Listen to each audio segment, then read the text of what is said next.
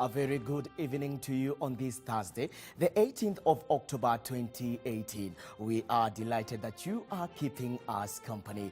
I am Karori John Uwambugu, ready to bring you up to speed with all news creating waves across the globe. And as you know, we are all about business. Here's a glance of all news making headlines in the business world.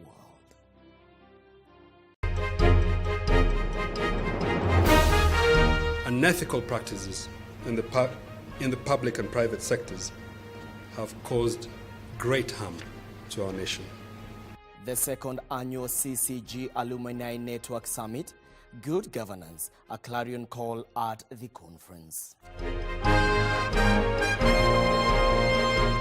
And will reduce the price of fertilizers to farmers if the constraints are addressed. Kenya Fertilizer Roundtable. What is the fertilizer landscape in the country? Yes, amazing! Valentine Cake House relaunch. It's a sweet, sweet, sweet affair.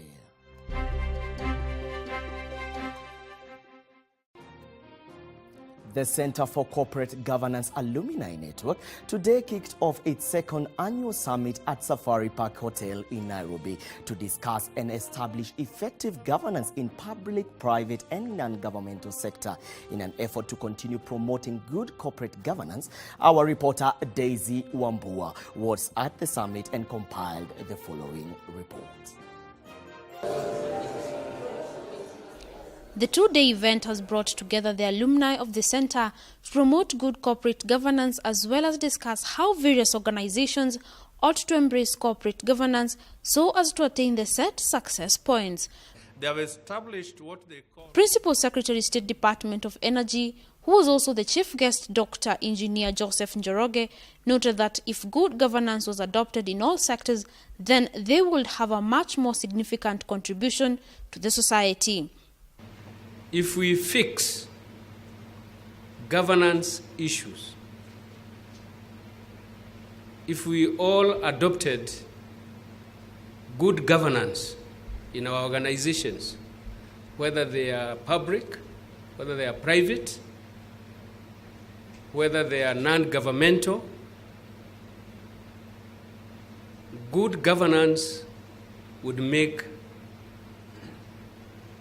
significant and positive contribution to our society. For the last 20 years. The peers continue to challenge the alumni to be missionaries in spearheading good governance through disseminating the knowledge and practices of good governance that will in turn convert people into adopting the practices and with it impact society. Let us make sure that we become missionaries of disseminating this knowledge, these practices of good governance, and therefore converting as many people as possible towards creating a better society for ourselves. Very big claps. The Director of Public Prosecution, Nuruddin Haji, was also present at the summit, and he pointed out that ethical leadership is a key pillar for good governance because unethical practices have brought more harm than good to the continent. Ethical leadership is thus a key pillar for good governance. And it is important that this discourse on national ethics is mainstreamed. Unethical practices in the public and private sectors have caused great harm to our nation. And the experience. Nguru Washira, the chairperson of the Center for Corporate Governance, stated that for the country to get to the leadership space envisioned, individuals need to commit and incorporate good governance practices in the organizations, which in turn translate to wealth creation.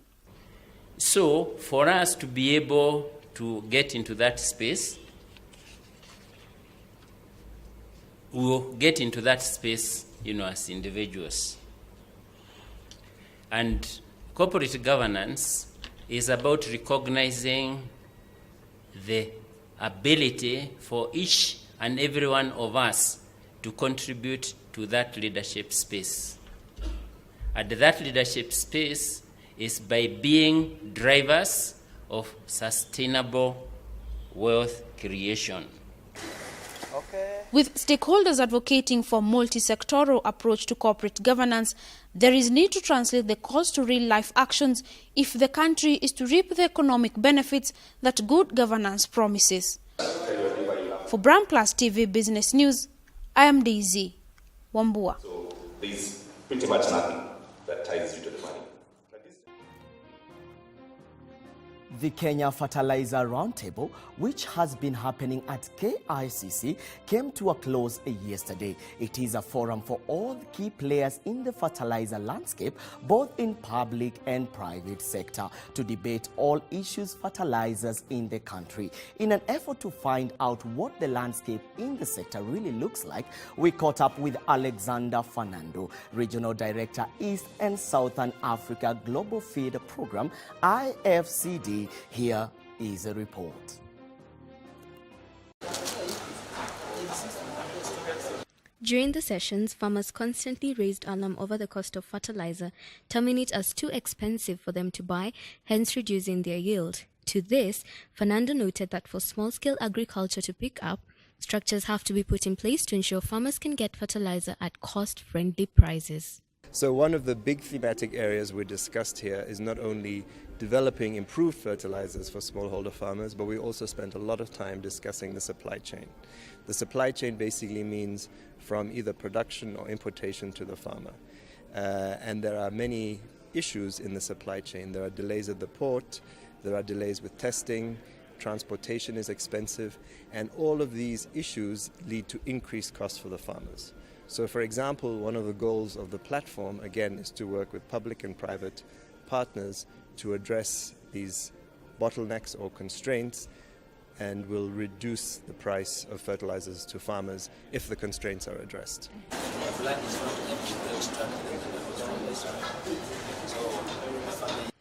Equally, there is little to no information regarding fertilizer reaching the farmers in rural Kenya to help them in their agricultural activities. Fernando proposes that several channels of information should be put in place to ensure factual information about fertilizer reaches every farmer. During the agronomic session, we discussed that. There is a lot of information available. There is also a lot missing, but we also discussed getting more information not only to farmers but also among stakeholders. But definitely farmers should get more access to information through improved extension services. These can be from government or from the private sector or from development partners. And there are a lot of fertilizer companies, seed companies, lime companies who address soil acidity issues, who undertake farmer demonstration and extensions themselves. And this should be expanded. While fertilizer has been a blessing to the agricultural sector due to bumper harvests, it's a two-faced coin that has come under sharp criticism for environment pollution, particularly water and soil. According to Fernando, all is being done to ensure that fertilizers are less hazardous to the environment. Yeah, so safe use and appropriate use of fertilizers is something that is very important, and it'll have to be part of the extension messages to farmers from both the public sector and the private sector. Factors constant, Fernando states without the fear of contradiction that if there is proper use of fertilizers, it's not just the agricultural sector that will grow, but with it, the fertilizer manufacturing sector too. Actually increase fertilizer production and crop production, and that's the most important thing. We want yields for smallholder farmers and their income to increase. We believe that, yes, we do have the solutions. It's expected that the conversations held around fertilizer will bring the desired change in the agricultural sector, offering farmers solutions such as affordable fertilizer and sustainable fertilizer practices. If this goal is met, it will be a double win for the country, as we will not only have inched closer towards the attainment of food security, but also boosted the manufacturing sector, both of which are pillars of the Big Four agenda. So if we start off with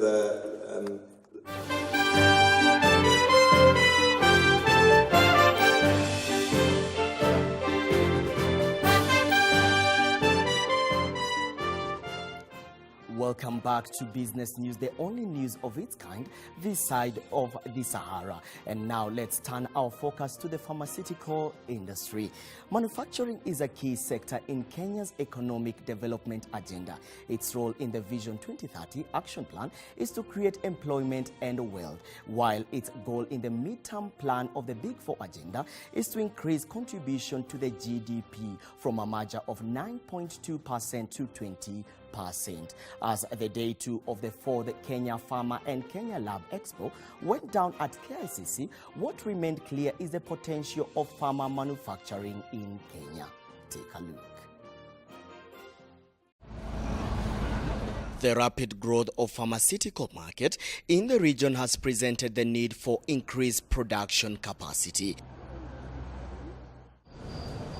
While speaking at day 2 of the 4th Kenya Pharma Expo and Kenya Lab Expo at KICC, which focus on technology in manufacturing of pharmaceutical products, Pharmacy and Poisonous Board Director of Inspection, Surveillance and Enforcement, Dr. Jacinta Wasike, pointed out that there has been growth in the pharmaceutical manufacturing space. Kenya has been growing over the years. For the last 10 years, the pharmaceutical sector has been growing at a rate of almost 15% in the sector. From 2013, if you look at the data of 2013 up to now, there's that growth. And Kenya has very many policies that encourage pharmaceutical investment. Dr. Jacinta Wasike went ahead to highlight that the manufacturers have a huge role to play in the Big Four agenda and the developmental agenda of the country. As you're aware, pharmaceutical commodities make a very high percentage of the healthcare costs. So we actually play that role. At the same time, you're manufacturing, boosting the economy, creating jobs, and now increasing GDP of the country. So we play a very key role as a manufacturer, and that's why this expo is very important. She highlighted that there's a lot of potential in pharma manufacturing in Kenya, even as the regulator becomes stricter. All said and done, the pharmaceutical sector has come from far in Kenya. When I joined when I used to inspect the local manufacturers 10 years ago, and if I walked now in those facilities, we've seen a lot of tremendous improvements. And I think we're just getting better and better. But at the same time, the regulator also is putting in very stringent measures so that we ensure our goal is just quality, safe, and efficacious products to the market. The common mwananchi has to get that is safe and quality. Bangladesh is one of the countries that is advanced in pharmaceutical manufacturing, with 90% of pharma products they use being locally produced.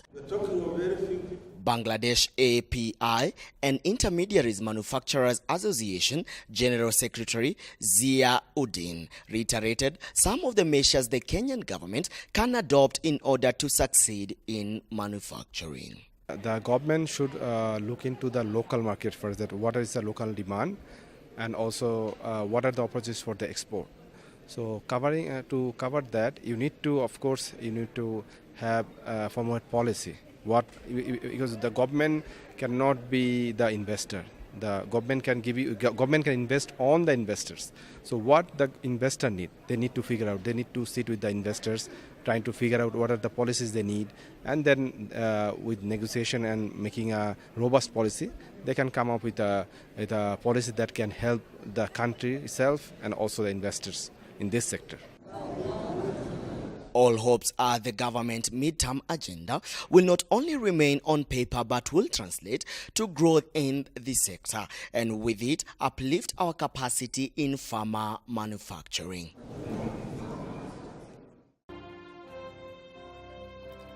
The nightmare of every brand owner is falling from the good graces of its customers. It is for this reason that majority spare no effort in continually enduring them. One such brand is Valentine Clickers, which today in a high-spirited event relaunched in an effort to keep competitors at bay. Our field team was there and brings us the following report. We have Miss Tourism Kenya, Miss Tourism Nairobi, and we have Chefari who is coming. The event was graced by celebrity chefs, beauty queens and other industry players, all big names pointing to the importance of a name. Chef Matthew Gathua, the founder of Valentine's Cake House, took the moment to tell the attendees what was in their name. My name is Matthew Gathua, or Chef Matthew, or Matthew, simply Matthew. That's how the industry has come to know me. And I'm not Valentine, because most people thought that Valentine is me, or my wife, or my daughter. Valentine is a name that was derived many years ago, because I was working in Mombasa, and in Mombasa they were not celebrating Valentine's Day. So what happened? I used to make small cakes and sell to people, tell them it's Valentine's Day, introducing Valentine's Day to them. So that's how I came up with the name Valentine. Oh, there is cake. I've seen cake. It was not only a time to celebrate, but also for introspection, and Chef Matthew, in his address, reflected on the tumultuous but quickly celebrated the present. I never thought that one day that kids would say, or young people would say, when I was a kid, I used to eat Valentine Cake House. I've met several kids, and that's how I learned how old we are in the industry. He's always happy, and he went on to note that maintaining a brand over the years is no mean task, and went on to share a few nuggets of wisdom. It is hard to maintain a product. Those who have done business and those who are in the industry, it is not easy to maintain a product for so many years. It requires consistency, hard work, persistence, and a lot of patience. Everything takes time, and to nurture where we are, with God's grace, it's not been easy. It took me 9 years from the time I had the dream of setting up a cake shop. When I was working in the industry, in the hotel industry, I worked and thought I really need to do something. I need to get into business. It took me 9 years from the time I started a shop in Mombasa to the time I opened Valentine Cake House, Nairobi. Baked with vermicelli. On competition, he first pointed out the benefits which centered on capacity building. I started a college where we say spreading the skills to teach people how to do cake. And most people are very bitter with me. They were like, why are you creating competition? But I said, I'm going to train people because I know if there's competition, we all grow. If we don't compete, you stagnate. You think you are the best, and we all need that urge to move forward. So I've been pushed by people. My own trainees have pushed me to go this level, to go a higher level. Yes, surprise! But while he noted the benefits, he was sure to highlight the challenges it has created. Like I said, we have created many bakers. And with that, we have created a lot of competition. It's a challenge because most of our competitors are baking in the home. So they don't have to pay VAT, they don't have to pay licenses, they don't have to have Kanjo harassing them. So the challenge is we have to style up. We have to grow. I find a lot of inspiration from Matthew. Obado, owner at Cafe Daily, was also present and thanked Valentine Cake House for raising the profile of baking. We want to thank Matthew for making cake be big business. Because before then, there wasn't anything. So Valentine Cakes has made some of us be businessmen. Yes, 10 new flavors, and I'm going to take you through. For its relaunch, Valentine Cake House introduced 7 new cake flavors, and with them, hope they will tighten their grip as market leaders. From us, we wish them the very best, since with every business win, the economy wins. Yeah, there we go. Woi. 1, 2, 3, kata keki tukure sasa. On that note, let us take a look on how the market performed today. Here is the summary.